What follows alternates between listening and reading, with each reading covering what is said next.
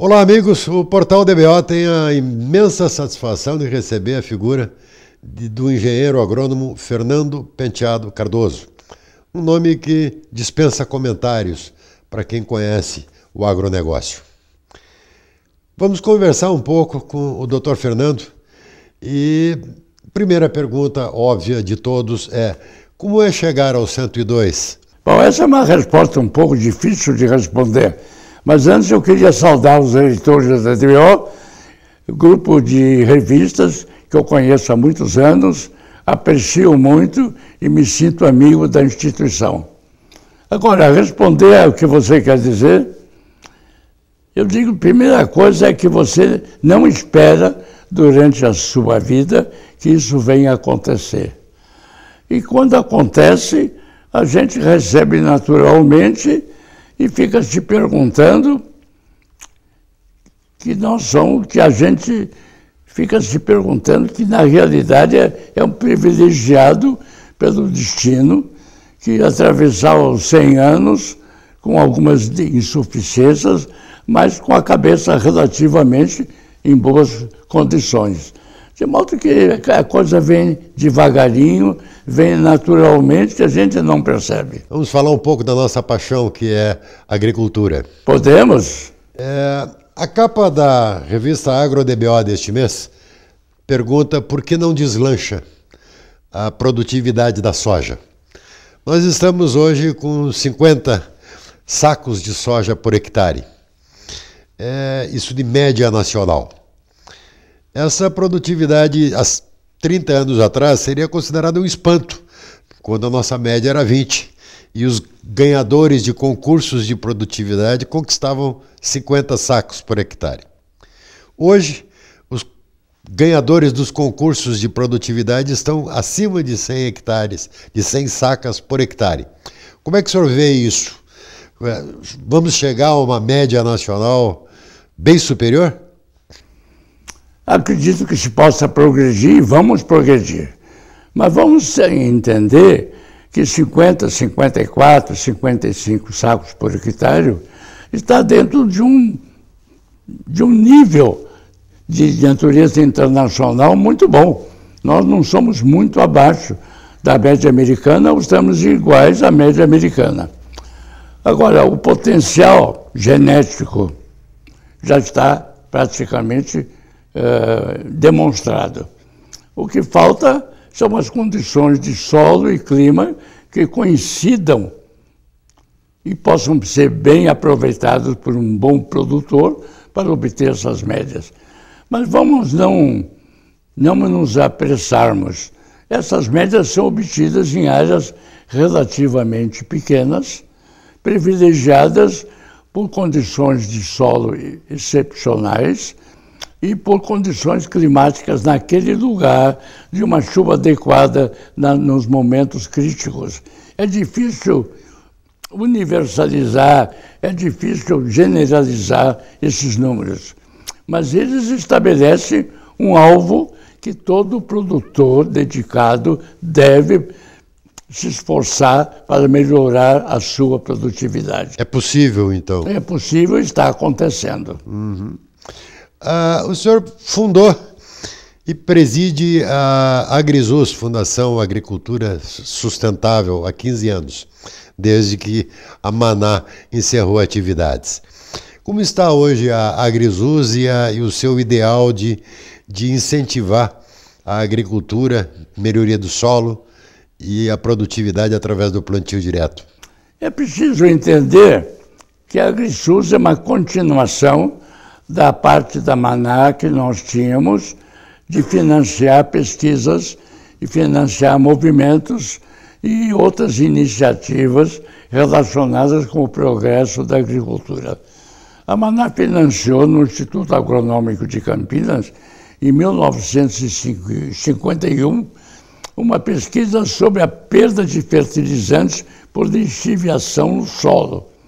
E é uma pesquisa que nós idealizamos em conversa com os colegas de lá e financiamos, e chegou a um grande sucesso e estabeleceu os parâmetros que orientaram a maná durante toda a vida, da maneira de não haver excesso de perdas por lixiviação. De modo que essa ideia de uma agricultura tecnificada, baseada na pesquisa, sempre foi um ideal, um nível de preocupações da maná que sempre tivemos. Então, quando a maná, o controle acionário da maná mudou de mãos, nós nunca quisemos deixar de continuar essa preocupação pela tecnificação, pelo progresso tecnológico da produção agrícola do país. Aí surgiu a ideia da AgriSUS. E daí veio a ideia da AgriSUS, porque eu queria também, e os meus companheiros pensavam da mesma maneira, continuar retribuindo à agricultura e aos produtores o muito que proporcionaram a maná e que ensejou o seu progresso de vir a ser a segunda maior empresa do país, depois de uma origem tão rudimentar e tão modesta que foi em 1942. Agora, a AgriSUS tem outras áreas de interesse e investimento, além do plantio direto. O senhor foi um homem sempre de muitas paixões, né? E uma das paixões foi o plantio direto. E agora a integração lavoura-pecuária? São dois aspectos muito interessantes, embora o leque de financiamentos que a AgriSUS proporcionou em sua vida desde o ano 2001, é um leque muito amplo de preocupações e de concentração de financiamentos, desde que a finalidade do evento se relacione à fertilidade do solo. Nunca quisemos abrir muito o leque e perder o enfoque do solo, que é a base da agricultura, o solo e o clima, né? De modo que essa preocupação continua e temos mantido os financiamentos nos projetos que chegam a nós. Nem sempre nós promovemos projetos. De uma maneira geral, nós anunciamos que financiamos todo projeto relacionado à fertilidade. E temos uma simpatia muito grande com as propostas que nos chegaram ao longo dos anos sobre o plantio direto e agora sobre o aproveitamento do intervalo entre duas culturas de verão. A integração lavoura-pecuária é um modo de explicar esse aproveitamento. Quando a safrinha, quer dizer, a segunda cultura, é milho, ou avesso, milheto, sorgo, aí não é a integração. Quando essa preocupação é pasto, então essa safrinha forrageira permite, então, uma produção de forragem a custos muito convenientes e de qualidade excepcionalmente boa. No inverno. Recentemente, terminamos o relatório de uma pesquisa em que nós estávamos conferindo e medindo quais os resultados quando se faz a formação de um pasto adequado e se faz um bom uso dessa forragem. Esses dados todos foram oferecidos à revista DBO. Se ela achar de interesse, provavelmente vai publicar. Mas o senhor poderia nos comentar alguma coisa sobre esse relatório já? Alguns dados eu não sei de cabeça, mas ele comprova que se pode chegar a uma produção de 350 quilos de peso vivo por hectare e que o valor dessa peso vivo expresso em arrobas de carcaça compensa plenamente, dando bom lucro para o produtor que se dedicar a esse tipo de aproveitamento do intervalo de duas culturas de verão. Claro. O nosso enfoque não é somente produzir carne, ou produzir milho, ou produzir alguma coisa. É que essa cultura, esse aproveitamento do intervalo, produza condições de resíduos, de palha, que permitam um bom plantio direto subsequente.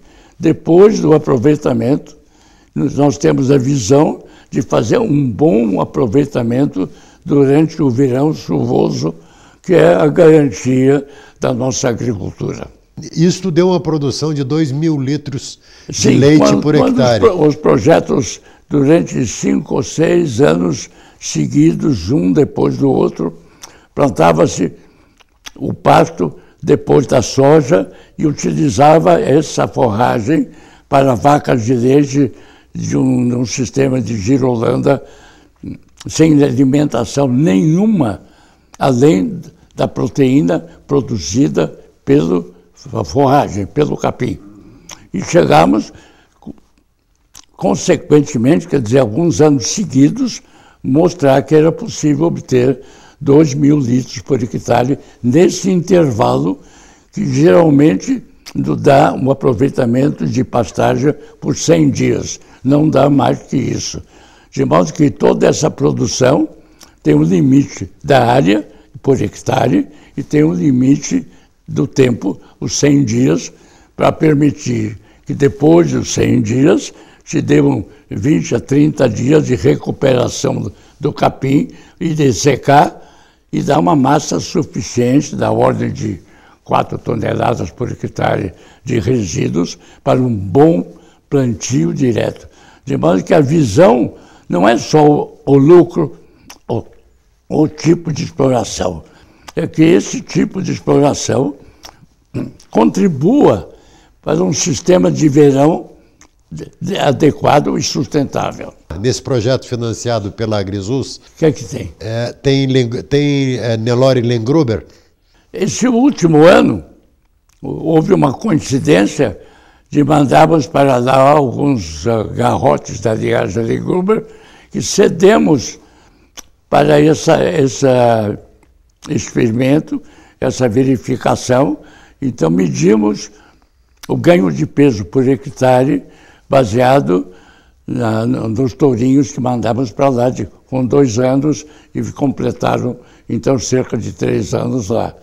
E alcançamos um número impressionante de 1 quilo dia a pasto sem nenhuma ração de amido, de milho, exclusivamente a pasto, durante 100 dias, 1 quilo dia, quer dizer que os animais, na grande média de todos eles, alguns são melhores do que isso, mas na média ganharam 1 quilo dia por cabeça e 350 quilos de peso vivo por hectare. Uma boa média. Uma boa média, sim, quando você compara com os confinamentos que exigem instalações e tem custos de ração amilácea e mais a mão de obra e tudo isso. Hoje, definitivamente, o custo da arroba produzida é mais barato nesses pastos do que no confinamento. Embora não alcançamos a média de 1,5 kg, que é comum dos confinamentos, mas 1 quilo exclusivamente a pasto é viável. E o experimento que vamos divulgar pela DBO mostra que há aperfeiçoamentos no sistema que talvez se possa chegar a 1,1 kg, 1,2 kg nesse período exclusivamente a pasto. De 100 dias, né? Nesse período.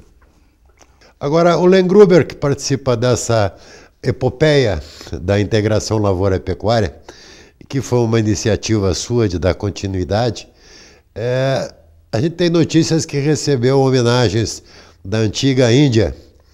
Como foi essa história? Realmente fomos honrados. Aliás, hoje o rebanho tem em nome de meus filhos, depende deles, mas eu sou meio guru do sistema, né? Aconteceu uma coisa interessante para entender esse prêmio. Na Índia, por causa da necessidade premente de leite para alimentar as crianças, fizeram um cruzamento quase que generalizado no país com raças europeias, seja Jersey, seja Guernsey, seja a raça holandesa. E houve, então, um enxugamento das linhagens puras do zebu. E assim, então, organizaram uma associação lá, a ANKIS, que quer preservar o gado nativo da Índia, que são as várias raças de zebuínos. Nelóricos, era nesse esforço, eles tiveram notícia que no Brasil alguém estava preservando o gado mongole do tipo que ele era no final do século XIX, 1880 mais ou menos, que foram importados no Brasil. E esse tipo de gado é um pouquinho diferente da evolução do mongole lá na Índia, que com o objetivo de tração fizeram cruzamentos com outras raças brancas para dar mais energia, mais ímpeto e mais força, e deram ao gado, então, um temperamento um pouco mais agitado. Então, a seleção lá na Índia foi nesse sentido de um grande boi de tração. Daí teria inventado na Índia a competição de puxar pedra no fim da semana, que é muito popular, é uma festa de todo mundo, vai o boi puxando a pedra, apostam em qual deles é o melhor, é uma festa lá, mas sempre aquela mentalidade de tração. E esse gado que veio para o Brasil, e da mão da família Dengruber, e depois se espalhou para outros também, teve por objetivo as finalidades primitivas, que era leite principalmente na Índia. E chegando aqui, o gado também foi aproveitado para a corte e não sofreu os cruzamentos que sofreu na Índia. De modo que nós preservamos um tipo de mongole que havia na Índia no final do século XIX. Enquanto que eles lá na Índia mudaram o tipo do gado, e esse gado, um pouco mudança por seleção deles, veio para o Brasil em 62 e teve um grande impacto no gado Nelore aqui, que nós chamamos sobre a raça. E alguns criadores, muito poucos, resistiram a esse cruzamento com o gado de 62 e se mantiveram fiéis ao gado do ano 1880. E, inclusive, a Maná resolveu apostar nesse gado antigo e teve sucesso, e nós demos à linhagem, então, o nome do importador que teve a visão de trazer para o Brasil o gado mongole em 1878, que foi o Sr. Manuel Dengruber. Demos, então, a linhagem, o nome de Dengruber, em homenagem a esse importador. E a homenagem que a Índia presta agora a essa linhagem e a Fazenda Mundo Novo, o Eduardo Penteado Cardoso foi receber O Eduardo foi receber o prêmio do Nandi Glorioso. Nandi é a figura de um zebuíno que servia de montaria e de guardião para o deus Shiva, de modo que pertence lá à tradição religiosa da Índia, o deus Shiva, e o Nandi, o touro que ele montava, o touro que ficava no portão como guardião do palácio. Muito bom. Isso é passado, é presente. Agora, eu queria falar um pouquinho sobre o futuro com o senhor. Já que o senhor é uma mente aberta e que acompanha o dia a dia da agricultura e do agronegócio e do mundo, qual é a sua visão sobre a produção agrícola no mundo daqui para frente? O que é que nos vai permitir alimentar tanta gente? Que tecnologias são essas? O Brasil é um país privilegiado porque ainda tem grandes áreas de solo bom, transporte viável e clima onde chove, faz calor e tem luz solar. Esse conjunto de circunstâncias não tem mais nos países já desenvolvidos, e na área tem problemas climáticos que não são muito divulgados. Porém, a nossa situação é ímpar no mundo. De modo que quando houver uma necessidade alimentar no mundo, que se prevê para daqui a 20, 30, 50 anos, com o aumento da população mundial, vai ser necessário produzir mais. E o Brasil, então, é onde poderemos produzir mais. De modo que eu vejo esse futuro com grande otimismo e me espanta que nós não tenhamos mais gente pensando no futuro. Os artigos, as conferências que eu tenho assistido se tratam muito do presente, o que se pode fazer no presente, porque um cidadão colheu 200 sacos de milho, porque o outro cidadão colheu 100 sacos de soja. Mas quem é que pensa nos milhões de toneladas que serão necessárias em 2050 ou coisa parecida? Eu não vejo estudos de futurologia e acho que são indispensáveis, por um motivo entre outros. A abertura de uma floresta requer 20 anos de prazo para que os tocos e os troncos se decomponham e permitem, então, uma adaptação do terreno, uma limpeza do terreno econômica. Limpar o terreno logo de início fica numa fortuna e é antieconômico. E a única atividade compatível com os tocos e troncos de uma mata, por exemplo, é a pecuária. Faz a derrubada, queima-se, porque não tem outra maneira de limpar um pouco o terreno, semeia-se o capim por avião e organiza-se a pecuária, havendo bastante madeira para fazer cerca, havendo bastante madeira para fazer curral, havendo bastante madeira para fazer casa, de modo que é fácil, depois de uma abertura, organizar uma pecuária que vai durar 20, 25, 30 anos e depois provavelmente se dará lugar a culturas que requerem, mecanizadas, que requerem um terreno aberto. Mas os ambientalistas vão permitir isso? Os ambientalistas hoje, a gente nunca sabe quais são as razões técnicas, que são todas discutíveis, e quais são as razões comerciais que os impulsionam. Os Estados Unidos têm uma campanha de produção de alimento aqui, floresta lá. Nós temos documentos de entidades americanas de grande relevo que pedem ao seu governo que patrocine no Brasil a tese do desmatamento zero, para que a produção agrícola não surja em grande quantidade e possa afetar os mercados e, com isso, prejudicar a produção americana. Nós temos isso, está publicado no seu livro, o pequeno resumo dessas condições. De modo que isso tudo vai passar na hora que apertar a situação alimentar do mundo.